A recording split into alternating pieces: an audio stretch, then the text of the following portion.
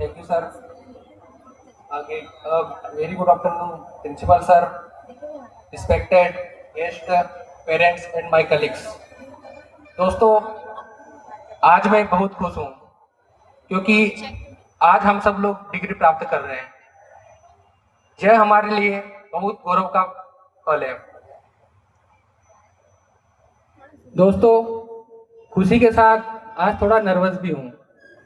Nervous इसलिए हूँ क्योंकि शायद यह पल हमारे जीवन में आज के बाद कभी नहीं आने वाला है कि हम आज के बाद सभी लोग यहाँ बैठे हैं एक साथ में।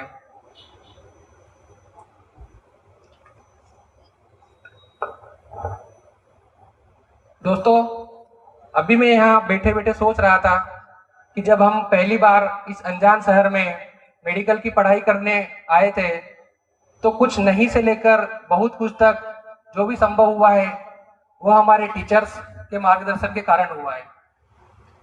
हमारे शिक्षकों ने न केवल हमें मेडिकल की पढ़ाई का ज्ञान दिया बल्कि हमें सिखाया कि डॉक्टर बनने का सही अर्थ क्या है। प्रिंसिपल सर ने हमेशा हमें यह बात बताई कि चिकित्सक का काम केवल बीमारी का इलाज करना नहीं है बल्कि मरीज के साथ सहानुभूति और समझदारी से पेश आना है।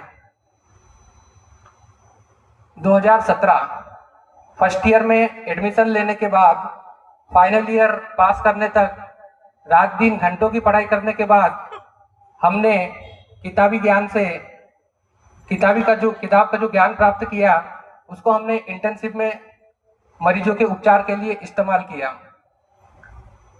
मरीजों के उपचार के दौरान हमने एक विशेष प्रकार का अनुभव लिया जो कि हमारी पढ़ाई के ज्ञान से बिल्कुल अलग था।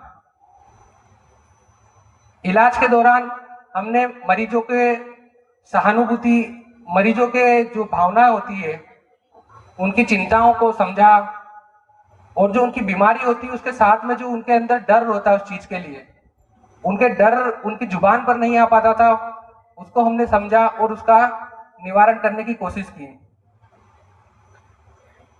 मैं अपने जूनियर्स को भी यही कहना चाहूंगा क्योंकि उनकी अभी तक बात नहीं हुई है, उनको मैं एक बात बोलना चाहूंगा कि इस संस्था में जो भी हमने भी किया है, जो भी टीचर्स शिक्षक हमको गाइडेंस करते हैं सेमिनार्स के लिए, प्रोजेक्ट बनाने के लिए, हर चीज के लिए हमको बार बार बोला जाता है।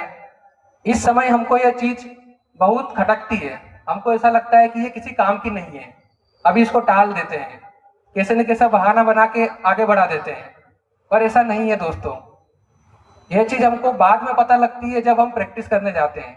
कहीं ना कहीं बहुत छोटी छोटी चीजें हमको तब याद आती है जब हम प्रैक्टिस करते हैं और हमको बोला जाता है कि नहीं, इस टॉपिक को हमको सर ने बोला था या मैडम ने बोला था कि इस पे आपको काम करना, पर हमने नहीं किया। तो मैं अपने जूनियर्स को भी यही बोलना चाहूंगा कि जो भी टीचर्स सेमिनार्स के लिए या जो भी टॉपिक्स के लिए बोले उस पर विशेष रूप से ध्यान रखें। आखिरी में ज्यादा समय न लेते हुए मैं अपनी बात को विराम देना चाहूंगा। स्पेशल थैंक यू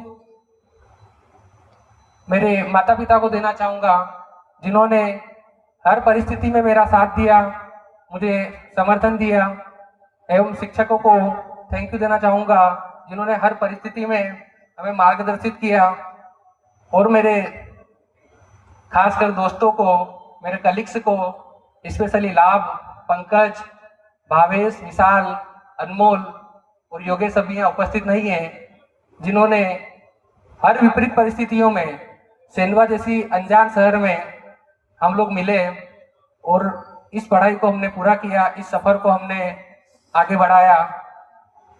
कुछ पंक्तियों के साथ मैं अपनी बात को विराम देना चाहूंगा कि राह देखी थी इस दिन की कब से, सपने सजा रखे थे न जाने कब से, बड़े उतावले थे यहाँ से जाने को, जिंदगी का अगला पड़ाव पाने को, पर न जाने क्यों आज दिल में कुछ और आता है, वक्त को रोकने को जी चाहता है।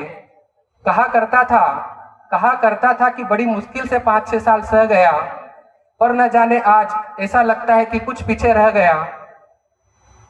कही अनकही हजारों बातें रह गई, न भूलने वाली यादें रह गई, न भूलने वाली यादें रह गई। Thank you so much. Thank you sir. धन्यवाद चेतन। इस अश्रुपूरित कविता के लिए बहुत बहुत